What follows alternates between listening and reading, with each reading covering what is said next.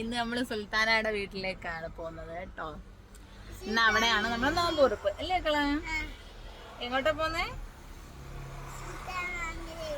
സുൽത്താന മാമി അല്ലല്ലോ, സുൽത്താന കുഞ്ഞല്ലേ പറഞ്ഞു. സുൽത്താന കുഞ്ഞാടെ വീട്ടിലോട്ടാണ് പോകുന്നത്. മാമി അല്ല പോടാ, കുഞ്ഞ. സുൽത്താനയുണ്ട് നമ്മുടെ കൂടെ. സുൽത്താന